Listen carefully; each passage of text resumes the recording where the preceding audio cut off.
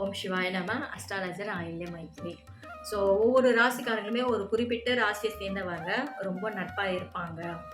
So ரொம்ப ஒரு bonding அவங்களுக்குள்ள இருக்கும் பேசிக்காவே. அப்படி யாரெல்லாம் இருப்பாங்கன்றத பத்தி ஒரு பதிவை வந்து நம்ம இதில் பார்ப்போம். அதாவது என்னன்னா, எல்லாருக்குமே எல்லாருமே பிடிச்சிருவாது.